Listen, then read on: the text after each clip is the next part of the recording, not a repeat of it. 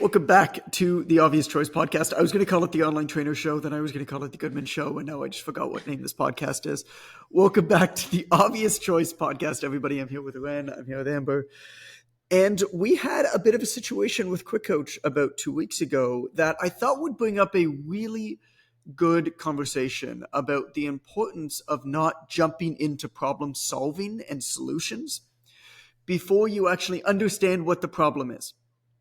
And I'll tell you what happened first, and then I'll tell you what we kind of knee-jerk started to do and how we kind of reversed out of it and started to actually figure out how we were going to fix the problem, or at least tackle the problem. So basically, for anybody who doesn't know, Quick Coach is our software for trainers, for gym owners, for nutrition habit coaches. And we have about 42,000 people using it, Amber. And it is the way that it works for the paid users. So it's free for most people, but if you want to upgrade and you're a paid user, there's a whole bunch of additional features. Some of those include custom branding options and push notifications that are largely run through what's called a progressive web app. And so it operates as an app like any other app you'd ever see would. You and your clients wouldn't know the difference. Just how you access it originally is a little bit different. And the reason for that is that it's actually powered by the browser that you use on your phone, and it doesn't operate out of one of the app stores. And that's a good reason for a whole host of reasons, or that's a good thing for a whole host of reasons that I won't get into. But we're not restricted by the app stores. We don't have to keep up with all of their insane updates, which means we don't have the type of developer fees, which means we can make it cheaper and or free for you. And we don't have to, if you charge money through the app, we don't have to give the app store 30% of that, which means you keep more of your money. There's a whole bunch of reasons why it's good. Okay. That's enough background to understand what happened. Basically, the European Union, whatever it's called, Digital Privacy Act, something or other, decided that they were going to make some sort of a change that they were going to enforce on the large companies. And Apple, being its Apple self, said, screw you, we're not complying. And also, European Union, here's how we're going to shove one up your proverbial ass. We're going to stop supporting progressive web apps. So we get this message from our developer that basically, this is what, 3 weeks ago now, Amber, I think? We get this message from our developer that basically says, hey guys, bad news. And he linked this note that said, long story short, Apple has completely shot your entire profit center in Europe in the foot.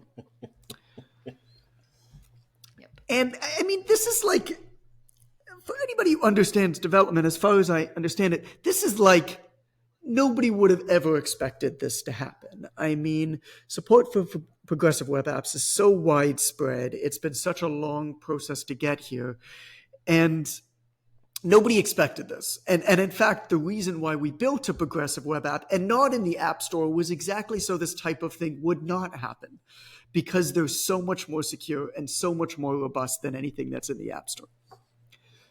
Alas, we get this message. Okay. So we jump on the phone. So first of all, there's a flurry of text messages between Amber, between Ray, who's our lead developer, and I. And we get this message and we start jumping into solution mode really, really quick. What are we going to do? Okay, well, we can do this. And then Ray says, well, what we can actually do is we can actually route the notifications. He says, I'm pretty sure it's not going to affect the branding. I think we're still going to be able to do the branding. But what's not going to work is the notifications, is the custom push notifications, because we can do all of this cool stuff. Basically, paid Quick Coach users can type in whatever they want and send a push notification to the phone of one of, or any combination of, or all of their clients' phones. It's really, really cool. And then the coach gets notifications back based off of actions that the client takes. So if the client finishes a plan or submits feedback or whatever it is, the coach gets a notification back to their phone too, and they can actually select and turn on and off what they want to receive notifications, push notifications of. And then there's a to-do list on both of their devices, the client and the coach, and you can review it, and that whether you have the push notifications turned on or not, that delivers. So we originally jumped into the solution mode of, okay, well, what if because Ray is like, well, we actually don't need to necessarily send a push notification as a push notification. We get the data, we can route it however we want. So what we can actually do is we can route the notification through WhatsApp channel. Okay, cool. So John, why don't you sign up for a business WhatsApp account, which are free. It just allows different features. Sign up for a business WhatsApp account. And then what we can do is we can have all of the clients and the coaches subscribe to that business WhatsApp account. And the notifications for any individual will route through that account and will send through WhatsApp. So you'll get a WhatsApp message. You could do it through Telegram too, instead of that. And then I said, okay, well, that's cool. But can we do custom WhatsApp branding, or will it be sent from a Quick Coach WhatsApp account? Oh, I think it's a Quick Coach WhatsApp account. Oh, maybe we could do Telegram. And we started to go down all of these. And of course, from in the back of my mind, all that I'm thinking is, how much is this going to cost in development fees, and how long is this going to take? Right. And then I took It's not like we had a lot of time either. That's the other part, is it was 3 weeks ago and it was happening in March. And it was supposed to happen March 1st. Right. So it was supposed to happen with Apple's, 17.4 update, which went live March 1st. Yep. And so I kind of paused on that message thread. And I said to Ray, how long is it going to take for you to figure out what will work and what won't work? Basically, how long will it take for you to gather the information you need for us to make a better decision here in what we're going to do? And that means what's really happening. So this announcement had just come out and everybody is in shambles and everybody's threatening to sue Apple. And also, if this does go through, what's it going to affect with our tool? Because we didn't know these yet. We don't know. You don't know all of that information in the moment. And I think this was on a Friday or something. I might have the dates exactly wrong. It was on a Thursday or Friday. Yeah. And I said, and he said, a few days. I said, cool. If we book a call on Wednesday, will you be able to fill us in? All that we're doing on that call is you're sharing information with us on what you know in these categories, right? He said, yes. Great. So I said, none of us, I said, Amber, you and I are not thinking about this until Wednesday. And I said, Ray, you are not developing anything. You and I are not developing anything. You're not developing anything. Your team's not developing anything until we make a decision. Don't push any buttons. Don't change any, because we have, our priority of what we're working on, UI, UX changes, and a couple features that we're still developing, like the payment request features and stuff. All that you're doing is gathering some information. Right? Great. Okay. Time passed. We get together on Wednesday. And he basically shares with us on Wednesday, and he says, first off, I think the odds that this is going to get reversed are very, very good.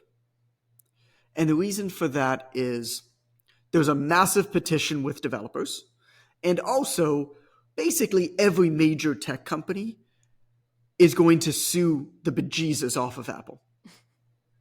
Because it's screwing with them. So Spotify, all of these companies basically came out and said to Apple, if you do this, we're taking you to court. So he said, pretty sure this is going to be reversed. But if it doesn't, here's what we know. Okay? Everything with Quick Coach is still going to work, except for the push notifications. He says your clients will still get it in their to-do list, anything you send. They just won't get an actual push notification to the phone. And the custom branding on the app, everything will still be beautiful, right? It's just going to have the permalink at the top. So it's not going to appear encapsulated like an app does. It's going to have the domain at the top of it, like it's inside of a browser. Right? So, okay, how many users are affected by this? And he gave us the number because we don't know exactly how many clients. It's possible that there are trainers in the United States who have clients in Europe that will be affected. But basically, the users that are affected are trainers who use an iPhone, who live in Europe, who have upgraded to Pro. It's a pretty small number. Mm-hmm. And so he pulled that list, and it was a reasonably small number. Because we know what device you're logging in on, right? Like, we don't have any data on that, but we know whether we know what browser and device you're logging in on, and that helps us make sure that the Quick Coach works on every device. Okay. So we decided then, we said, we kind of have an idea of what we can build out here if this persists, right? If Apple doesn't reverse out of their stance, we can route this through either Telegram or WhatsApp. We don't really want to do that, but we know that we can, because Ray confirmed that he could. So we know that we can. But I don't want to develop for something before we even know that it's a problem or not. So Amber and I decided, here's what we're going to do. We're going to send an email to the users that this affects. And we're just going to explain to them what happened. And so that's what we did. And we said, we're not going to change anything. Because what you can do in Quick Coach, if you upgrade to the Pro level, to the paid level, you can adjust your membership, right? You can upgrade to yearly. You can cancel, whatever. You don't need to message support or whatever it is. You can do that all within your own back end. So Amber drafted an email, and we were back and forth on it a few times, and she did a good job. That just explained very quickly, hey, here's what happened. Here's what you need to know. Here's basically what doesn't work. Here's what still works. Here's what we believe that this will be changed. If it doesn't, here's what we're going to do. If you need to make any changes to your account as a result of this new development, here's how you do it. And if you need any help, here's my email. Right? And that's all that we did. So instead of jumping into solutions that are very costly solutions that distract us from our focus, we sent one email. And then 2 hours after you sent that email, on March 1st, what happened, Amber? I get a text message from you with a screenshot from Ray basically saying JK, like the Apple went back and said, never mind, we will support progressive web apps. Jokes! So a little early for April Fool's Day. A little early. So as we expected, Apple relented to the pressure and reversed their stance and never made the change, and all of our software works exactly as it did before. But Amber had already sent the email, so then she sent another email. I don't even know what that one said, but probably said, jokes, gotcha. Basically just false alarm. Yeah. Alarm. Apple relented. Sorry. Did you get any messages back? Not a one. No? Not a one. And That's I don't funny. know whether I'm happy or mildly offended by that. I worked really hard on that email. It's funny. But I think it brings up a few things. I think it brings up the importance of really understanding the problem. And what did I write down here? The world isn't ending. No matter what happens, in this case, completely outside of your control. The European Online Privacy Union decided to make a change that Apple said, no, we don't want to do that. And so screw you. Now we're not doing this. And this affects our little software tool. Right? So things that are so comically outside of your control. The world isn't ending. You have time. You have time to figure it out. You have time to understand the problem. And life will go on. I think that's lesson number one. Lesson number two is write down or think about what type of information you need to be able to make the right decision on how to move forward. In our case, it was what are the odds that this thing is going to be permanent? And if it is, when will we know that? And number two, what does this affect and what does it not affect? Because once we had that information, it was reasonably clear, Amber, that it would have been silly for us to dedicate a couple weeks of development time to build a solution to route these notifications elsewhere. Yep. And so if anything happens to you, take this kind of take this as a lesson, take this as a story that you revisit back to say, stuff's going to happen outside of my control. It's fine. It might not be fun when it happens. You might be able to laugh about it afterwards with your chums on a podcast. But you have time to figure it out, and the world's not ending.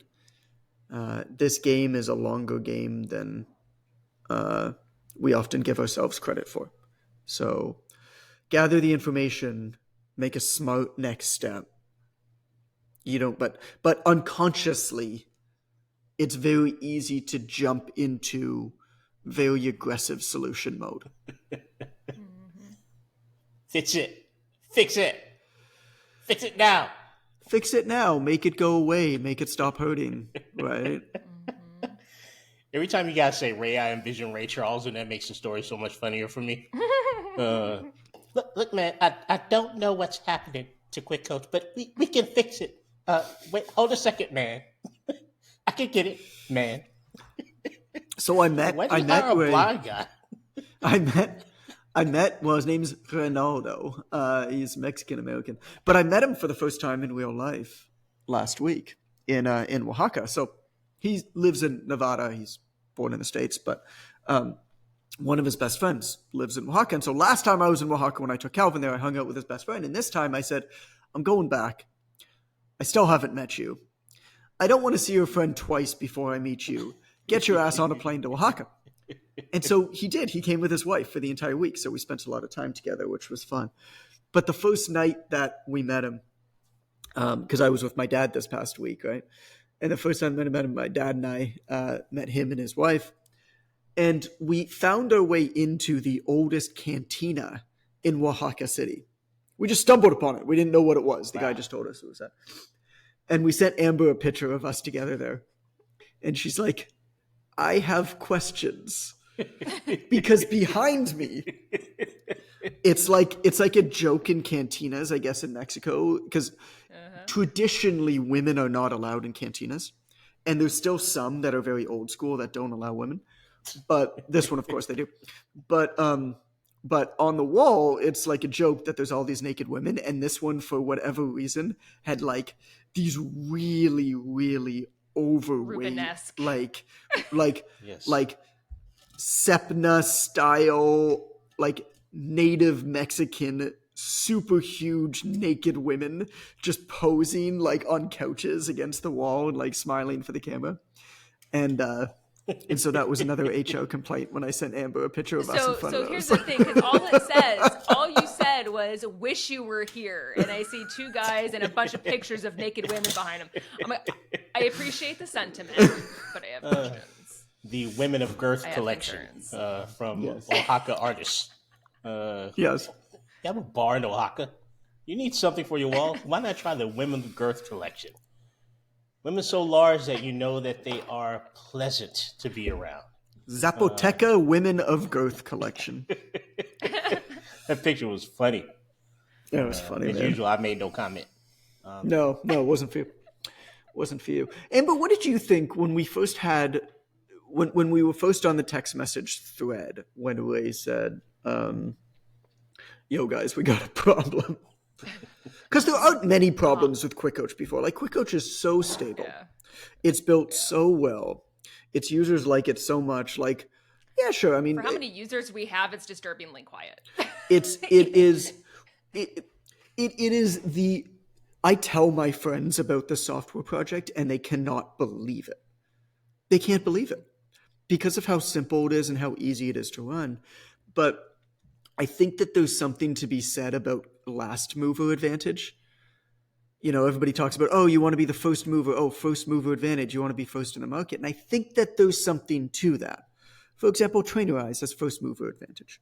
And the reason that they're doing so well is, I think the tool is fine. I like their tools. I like the people involved. But the reality of it is they've just been around for so goddamn long that there's just massive network effects. When so many people already use a thing, it's a lot easier to get more people to use a thing. So there's first mover advantages. But Trainerize also has, I was on the call with Shreddy's not the CEO anymore because he sold it, but he's on their board. And he's like, we have a lot of tech debt, which basically means we've been around for a long time. And and they're taking the next year to really work on their tech debt to make their tool more stable. But their tool goes down a lot. And they know that. And they know it's a problem. And they're working their asses on it. And they're going to fix it. But that's what happens with tools that, when they start, don't quite know what they are. And then as they evolve, they start to figure out what they are. But they have all of this debt from when they didn't know where they are, that of stuff that they've almost tried to patch over the years. And that's not uncommon for things that have been around for a long time. That's very common, in fact. That will probably be the case with Quick Coach in 15 years, But the advantage that we have, Amber, is last mover advantage. We came late in the market. And so we knew exactly what needed to be there. And we also waited for it. Well, we didn't wait, but we were fortunate that there was this tech stack that was now available to us, like with progressive web apps, where we could build this thing entirely of our own accord with our own code base and not have to link into things like app stores and other integrations with other APIs, where we're all of a sudden having to kind of muddy up and integrate different programming languages. So it just works as a result of that. It's a big advantage. And then, of course, we just knew what we were doing from the start. So, it's easy to use. So there's not a lot of... there shouldn't be. You're sending a goddamn spreadsheet across the internet. The fact that with many of the other tools, there are outside agencies that have been established solely dedicated to help people set up their systems within the software tool. May I remind you, you are sending a goddamn spreadsheet across the internet. You should not need an outside consultant to help you set up the tool. That's an indicator. That's an indicator that this thing was made to be far more complicated than it needs to be for the vast majority of users. Yeah, sure. If you're an influencer who's trying to train, 1,000 clients at once, it makes sense to do that sort of custom build up. But you're right. It's quiet, man. We have people upgrading to the paid every day. We have lots of people joining every day. Works. That's what it should be, I feel. But that's because, again, the world's not ending, right? It's it's okay to be patient. It's okay to really figure out the problem and get out there. What happened a couple weeks ago, I think? Our buddy James Clear came out with a Habits app, finally. Oh, did he really? Yeah. Came out with a Habits app. And it's the amount of people who are just why the hell has not he done this yet? What? It seems like the most obvious, thing to do ever. This guy could build a Habits app and have it as the number one Habits app in the planet. Yeah, it seems like the obvious choice. Yeah. But he didn't. It's almost 7 years after that book has come out. I think that book came out 2017. And he finally came out with a Habits app. He took his time. Right? That's how he wrote the book too, right? It wasn't something he was very methodical, right? I feel like you told the story about this a little bit at one point, or I heard the story of how it took a long time to do that. He doesn't seem like the type of person to rush into things. No, I mean, I think he's. I mean, I don't know. Well, like testing Last, his content, last, like on last social I, media and stuff. yeah, he did a lot of that. I mean, last I had a real conversation with him in person was probably 9 years ago. So I don't really know what he's like now. I mean, at that point, he was a blogger with a big email list and doing well. Yeah. But I didn't even know he was working on a book Gotcha. when I was getting to know him way back when. But it's just another example of like what's better, right? Like, is it biding your time and really figuring out how to tackle this thing? Because he had something like 250,000 downloads in like the first 3 days. It was like the number 17 app on all of the app stores, like right behind Facebook. Like it's just a joke. And he has I don't even know. There's a free and then there's a paid version or something, I think. I don't know. I don't know how it works. I didn't look at it. I've no interest, but it's not surprising that it's done well because he took his time and probably did it right. Or the company he worked with to build it probably did it right. Similar to Quick Coach, right? Mm-hmm. So then, Amber, that's interesting that I would have thought you would have gotten some responses. Do you know if anybody canceled their account once you sent that Nothing I'm aware of. that email? Yeah. I mean, we don't get notifications when they do it. I did notice the day after that happened, I noticed that there were more new subscriptions than we normally get in a day. And I looked at some of the names and they looked like they were kind of European names. So I'm wondering whether some people did cancel and then they restarted it. Maybe. Oh, could be. Yeah, could be. But I don't know. I didn't check. It doesn't matter. Anyway, I mean, anything to add? I'm fine leaving it at this. I thought that'd just be a good story to tell to kind of hammer in a lot of the concepts we talk about really understanding the problem before you jump to solutions. Because intelligent people often, I think, really jump to solutions. I think it's interesting to circle back around to the method that you use to notify those users, right? Here's what we know, right? Yeah. Here's what we think. Mm-hmm. Here's the plan. Here's how to contact us. That's usually a good recipe to give you the opportunity to work towards solution without having to dive right into changing 1,000 things at once. Yeah. I see the panic that our students have when things go wrong. We see it in our group with some of the questions that they ask, right? Oh my gosh, this guy said this thing. What am I going to do? Right? This guy sent me this message. How am I going to handle it? Right. And I think there's a general need, erroneously so, there's a general need to fix first, understand Right. second. And man, it's not the way to go. You want to understand before you start fixing, because usually you cause another problem. You usually do. It was awesome. Transparency, even when you don't know, is good. You Yeah. don't have to always know. Don't all- You just yes. have to know what you know right now, Man, and what to expect as you learn more. that's Right. the That line was of the an day. issue that we did really good when Appgate happened forever ago, Mm-hmm. right? Like we were in immediately, like, here's what we know now. Right. We'll keep you updated as we go, and we were on top of it. Like every time we had an update, we were out there letting everybody know. Yeah. So don't feel like you have to have the perfect answer when things hit the fan, but let people know what you do know and keep them up to date, and that will establish trust and keep everybody chill. I think that's a big part of it. Really just is. share information as you know it, and I think that's just a way to respect the people that you work with. Like that was, And it gives you time to think, so you don't have Right. to feel like you have to make a panic decision. Yes. It buys you time for everybody. right. I'm curious, John. You're about to be a first time author. Why do you think people rush? So I mean, he is. Congrats on finishing your book, by the way. Why do you think people need to rush to? Why do you think people need to rush to authority or knowledge when they don't have it? Like, what's that thing that makes people sort of try to pretend like they've all got it figured out? Why not just say? Why do people not just say, "I don't understand completely. I'm working on understanding. In the meantime, here's the plan." Like, what keeps people from saying that? It's just arrogance. What do you think? I think it has to do with Dunning-Kruger a lot, Mm.